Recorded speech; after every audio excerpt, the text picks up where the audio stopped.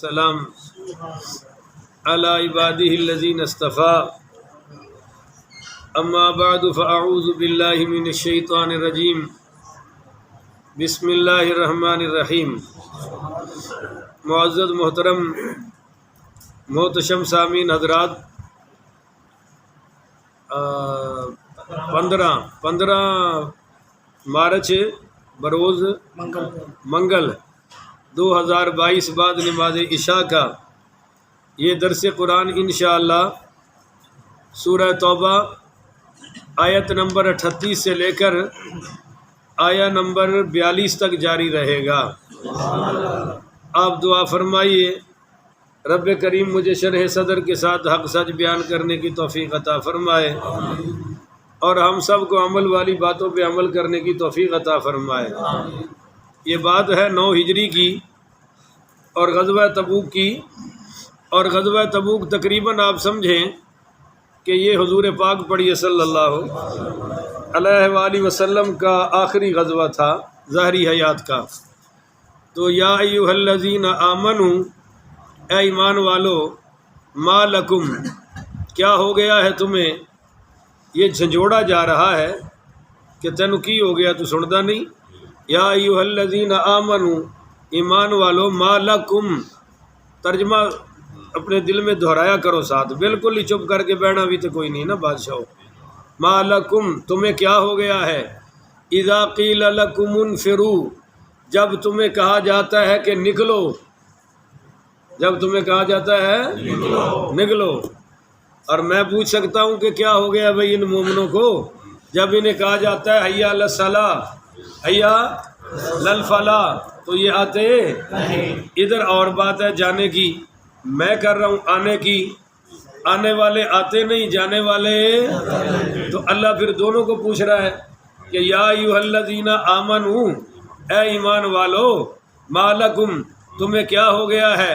اذا قیل لکم انفروا، جب تمہیں کہا جاتا ہے کہ نکلو، فی سبیل اللہ، راہ خدا میں، اللہ کی راہ میں، بولو بھائی اللہ کی، اثاقلتم الی الارض، تو ہاں اثاقلتم علی الارض، الی الارض، تو تم بوجھل ہو کر زمین کی طرف جھک جاتے ہو، بولو زمین کی طرف۔ یہ اثاقلتم، اثاقلتم کس کو کہتے ہیں؟ جو چیز نیچے گر جائے اور اس کو اٹھائیں تو وہ اٹھے نہ، جیسے مقناطیس ہے نا جی، وہ لوہا آپ زمین پر پھینکے اور اوپر پھینک دے مقناطیس کو، وہ جڑ جاتا ہے پھر اڑتا اور ٹوٹتا نہیں ہے، زور لگانا پڑتا ہے۔ اللہ فرماتا ہے ایمان والو، تمہیں کیا ہو گیا ہے؟ جب تمہیں کہا جاتا ہے کہ نکلو اللہ کی راہ میں تو تم زمین کی طرف جھک جاتے ہو، اور نکلنے کا نام، دکانوں میں گھس جاتے ہو، نکلتے نہیں ہو، جمعہ بھی تمہیں نہیں نکالتا، اذان بھی نہیں نکالتی، آرام سے بیٹھے ہو، اور پھر کہتے کیا ہیں؟ ہوئے ہوئے ہوئے ہوئے، ایک تو عملاً ظلم کیا، ایک زبان سے ظلم کیا۔ اب میں بتاؤں زبان کا ظلم کیا ہے؟ وہ جی ٹائم نہیں ملا۔ ظالم آدمی، جس کام کے لیے اللہ نے تجھے پیدا کیا ہے اس کے لیے ٹائم نہیں نکلا، تو 2 ٹکے کی دکان کی خاطر یہ دین کو جواب دے رہا ہے؟ نماز جماعت سے نہیں پڑھی، کہتا جی ٹائم نہیں ملا۔ یہ تو تجھے دکان کے لیے کہنا چاہیے تھا کہ بھائی دین میں اتنا مصروف ہوں کہ دکان کے لیے ٹائم، پر جب مقصد دین کو بنایا ہی نہیں، جب مقصد تو بنایا کاروبار کو، مقصد تو بنایا کھانے پینے کو، تو کیا کہتے ہیں ٹائم؟ بھائی تو پکا نمازی ہے، درس پہ نہیں آؤ جی، مہمان آ گئے تھے تو میں فارغ نہیں تھا، یعنی یہ ویلے تو نکمے لوگوں کا کام ہے۔ میرے نبی نے فرمایا ایک دین دا مسئلہ سیکھنا 100 رکعت نفل تو بہتر ہے، پر یہاں اتنے جاہل ہیں ساری رات نفل پڑھ لیں گے، 12 18 پر دین کا علم سیکھنے کا نام مسئلہ ہی نہیں ہے۔ ایک گھڑی غور و فکر فرمایا دین پہ جو آپ کر رہے ہیں، کہو الحمدللہ، لا فخر ہے، سارے کہو نا الحمدللہ، اللہ کے شکر میں پھر کہو الحمدللہ۔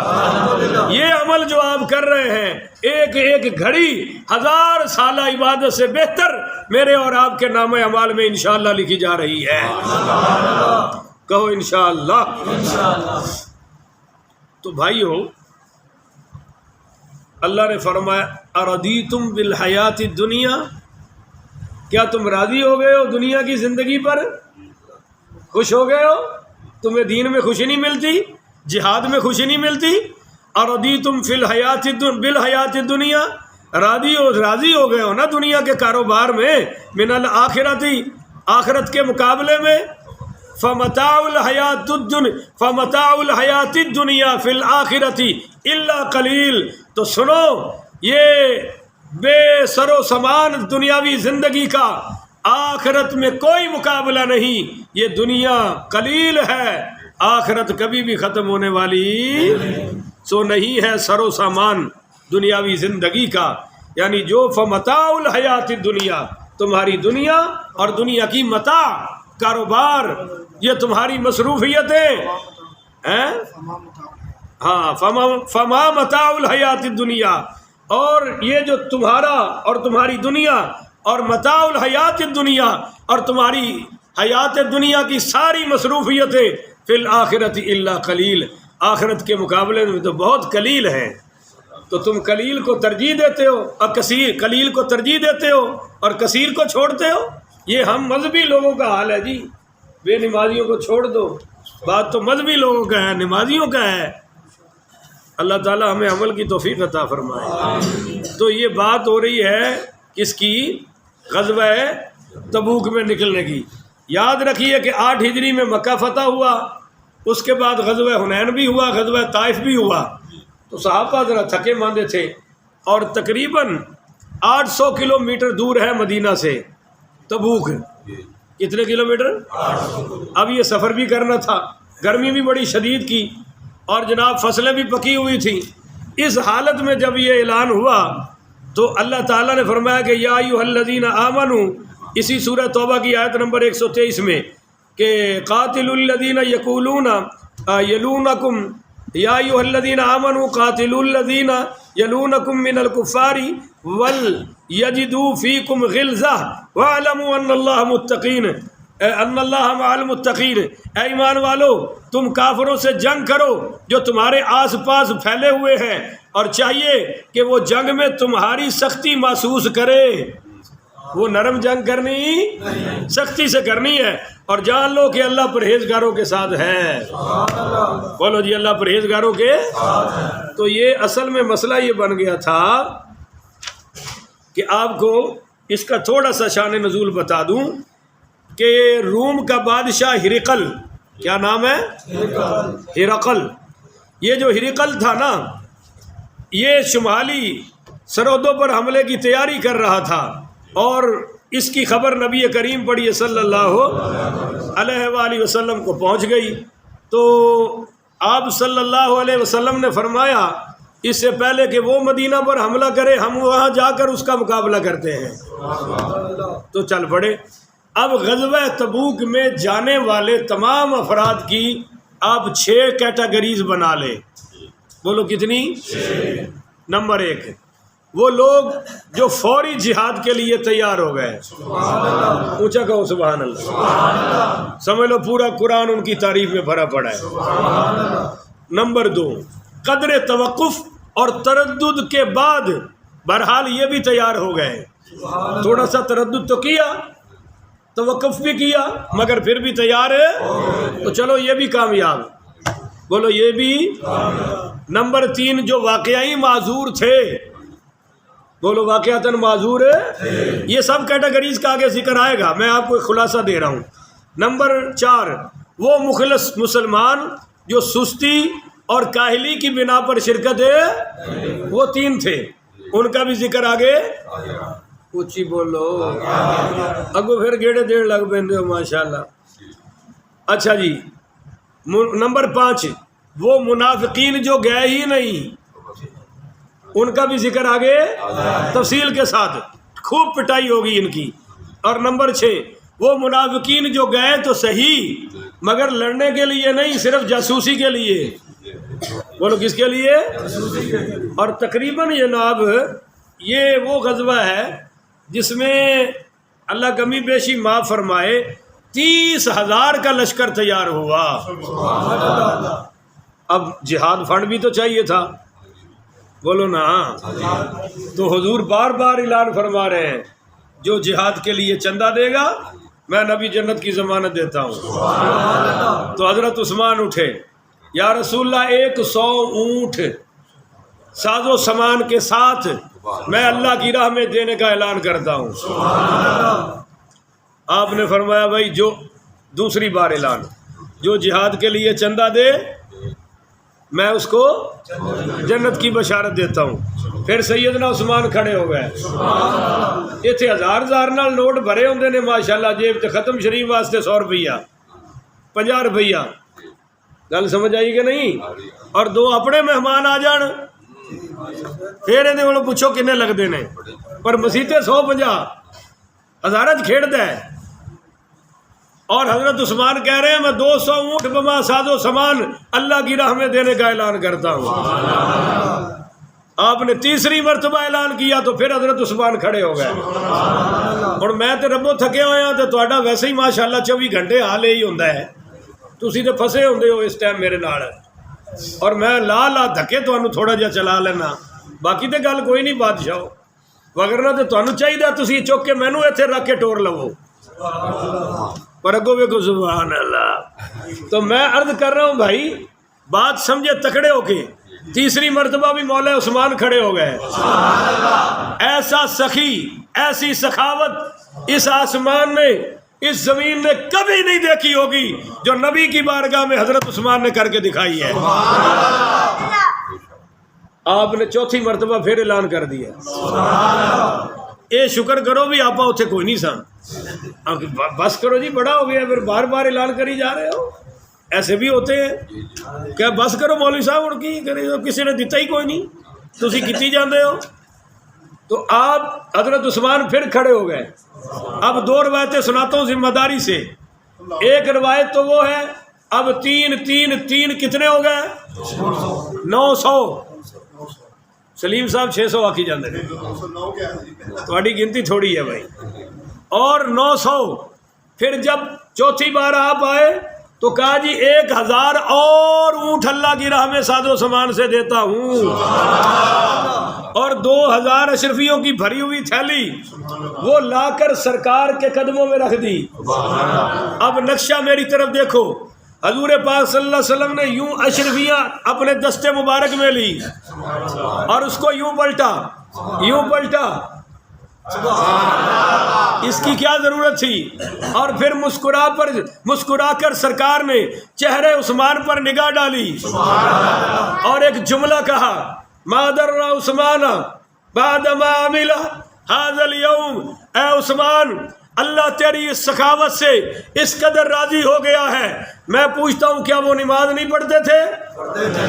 اگو نہیں بولے جی میں بول دے ہو. کیا وہ داڑھی نہیں رکھتے تھے؟ کیا وہ ساری باقی نیکیاں نہیں کرتے تھے؟ پر یہ کس عمل کا اجر مل رہا ہے؟ فرمایا عثمان آج تجھ پر اللہ اس قدر راضی ہو گیا ہے, اللہ کا محبوب اس قدر راضی ہو گیا ہے, آج کے بعد تو جو بھی عمل کرے تیری مرضی, خدا بھی تجھ پہ راضی رہے گا, مصطفیٰ بھی تجھ پہ راضی رہے گا. گج کے بولو زور لاؤ یار.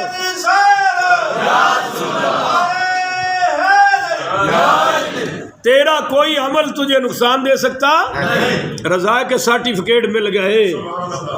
اس میں آگے کیا کیا ہوا پھر ہم آگے بڑھیں گے تو اور بھی سخیوں کا بڑا ذکر آئے گا. بہرحال فرمایا کہ یہ دنیا تمہاری تھوڑی ہے. الا تنفروا يعذبكم عذابا علیما. اگر تم نہیں نکلو گے تو اللہ تمہیں دردناک عذاب دے گا. یہ جو دین کے لیے نہیں نکلتے نا, پھر اللہ ایسی ایسی سزائیں دے رہا ہے کہ ہمارے سامنے ہے. یہ پاکستان ہے جس کو لا الہ الا اللہ پر بنایا گیا تھا. یہاں پیدا ہوتی بچیوں کو گولیاں ماری جا رہی ہیں. یہ پاکستان ہے 74 سال سے وہ بھیڑیے اللہ نے ہم پر مسلط کیے ہیں جو آج بھی اپنی کرسی کے لیے لڑ رہے ہیں, اور ان میں سے کوئی بھی غریب ہے بولو نا, کوئی بھی ان میں سے بھوکا, اور کسی کو بھی ہماری فکر ہے نہیں ہے. اب یہ یوں لڑیں گے جیسے مردار پر کتے لڑتے ہیں. آ رہی ہے 23 مارچ, دیکھنا جیسے کوئی مردار نہیں پڑا ہوتا اور کتوں کی لڑائی ہوتی ہے، وہ کہتا ہے میں نے کھانا ہے، وہ کہتا ہے تو بس یہ اسلام آباد کی کرسی پر سارے لڑ رہے ہیں، اور ایک ہمارا مذہبی رہنما بھی اس میں پھنسا ہوا ہے، اور کام وہ بھی ان والا کر رہا ہے، ہمارے والا۔ خیر میرا یہ موضوع نہیں، اللہ کہہ رہا ہے اگر تم نہیں نکلو گے، کون نکلنے دے گا جناب؟ پیروں نے اپنی دکانداری بنا رکھی ہے، مولویوں نے اپنی سلسلے بنا رکھے ہیں، نعت خانوں نے اپنا پلو سیدھا کر رکھا ہے، ہر کوئی اپنا جگہ پہ مطمئن بیٹھا ہے، کسی کو کوئی پرواہ نہیں ہے، کوئی جماعت دیکھ لو سب ٹکڑے ٹکڑے ہوئے پڑے ہیں، پر اللہ یہ فرما رہا ہے اگر نہیں نکلو گے تو میں تمہیں دردناک عذابوں میں مبتلا کر دوں گا۔ وَيَسْتَبْدِلْ قَوْمًا غَيْرَكُمْ، اور اللہ بدل کر لے آئے گا دوسری قوم کو، غیرکم تمہارے علاوہ، وَلَا تَضُرُّوا وَلَا تَضُرُّوهُ شَيْئًا، اور تم اس کا کچھ بھی نہیں بگاڑ سکو گے۔ سبحان اللہ، بولو تم اس کا کچھ بھی بگاڑ، واللہ علی کل شیء قدیر، اللہ ہر چیز پر قادر ہے۔ الا تنصروہ، اگر تم نہ مدد کرو گے میرے رسول کی تو فقد نصرہ اللہ، تو مدد فرمائی اللہ نے، بولو جی مدد فرمائی۔ اذ اخرجہ الذین کفروا، کب فرمائی؟ اذ اخرجہ الذین کفروا، جب نکالا تھا ان کو کفار نے، تو ثانی اثنین، آپ دوسرے تھے دو سے، آپ دوسرے تھے نہیں بولیں گے آپ، بیٹھے رہو چپ، میں بھی یہ تھوکے نہیں جانا، آپ دوسرے تھے سارے یاد ہو جائے گا، بڑا مشکل ہے یہ، آپ دوسرے تھے دو سے، ہائے ہائے ہائے، جب تھے ہی دو، جاگو نا یارو جاگو نا، جب تھے ہی، اتنی میری طبیعت خراب ہے کہ میں مغرب وقت کہہ رہا تھا آج درس کی چھٹی کر لوں کہ میرا سر درد ہو رہا ہے، پھر دل سے کہا بھائی اسی کام میں اللہ نے شفا رکھی ہے، آپ تکڑے ہو کے مسئلہ سمجھے، ثانی اثنین، آپ دوسرے تھے دو سے، جب تھے ہی دو، یہ نکتہ ہے، جب تھے ہی تو کہنا چاہیے تھا نا حضور اول آپ ہیں دوسرے صدیق ہیں، یوں ہی کہنا چاہیے تھا نا، ایک آپ تھے اور ایک، پر کہا جی نہیں، ثانی اثنین، آپ دوسرے تھے، تو اب کیا کہیں گے، اول کون تھا دوسرا کون؟ تو صاف ظاہر ہے ہر مرحلے میں اول مصطفیٰ ہے، پر غار میں اول صدیق ہے دوسرے مصطفیٰ ہے، اس لیے فرمایا آپ دوسرے تھے دو سے، اذ ہما فی الغار، جب غار ثور میں تھے، اذ یقول لصاحبہ، جب وہ فرما رہے تھے اپنے صاحب کو، اپنے، کیا وہ مرید نہیں ہے؟ نہیں سمجھے ہو بھائی، ابو بکر حضور کے مرید ہیں یا نہیں ہیں؟ اب تو پیر کا لڑکا ہو تو صاحب زادہ، بھوے ہوئے صاحب زادہ، پر کیا کہیں گے؟ صاحب زادہ، اور مرید کے لڑکے کو پیر کیوں نہیں کہتا صاحب زادہ؟ یہ مرید ہے، اور کیا، اذ یقول لصاحبہ، اللہ نے کہا صدیق صاحب ہے، اونچا بولو سنیا، صدیق صاحب ہے، حضور کے انداز میں، حضور کے تخاطب میں، سرکار کی گفتگو میں، سرکار کے ساتھ غار میں صدیق صاحب ہے، تو پھر قیامت تک سنیوں کے عقیدے میں بھی صدیق صاحب رہے گا، ہم بھی نیچا کر سکتے لا تحزن۔ اب یاد رکھیں اس صحابی سے مراد ابو بکر ہے، اور من انکر صحبت ابی بکر فہو کافر، جو ابو بکر کی صحابیت کا منکر ہے وہ کافر ہے، زور سے بولو نا، وہ پورا یا ادھورا؟ تو جو پورا نہ بولے وہ کیا ہے؟ میں کہہ رہا ہوں کہ جو قرآن کہہ رہا ہے صاحب ہی، اس صاحب سے صحابیت ہے نا ابو بکر کی، تو حضور کے بعد کون؟ نہیں بول رہا بھائی تو کیا مسئلہ ہے؟ سارا دن تو سبزی تے بولنا ہے، اتنے نہیں بولنا، اتنے تو ریٹ کیویں فر دسنا ہے سبزی دے، اور جڑا لین آندا وہ تو ترا کٹ چھڑنا میرے سمیت ہے، ایتھے تیری آواز ہی کوئی نہیں، کوئی چکر تے ہے نا کی ہن اسی بھی ایتھے ٹماٹر رکھی ہے بھائی. گل سنو میری جان، بہت قیمتی نقطہ دے رہے ہیں کہ صاحب ایک غار وچ حضور تے دوسرے بول بول بول بھائی ابو بکر، تو صاحب کون؟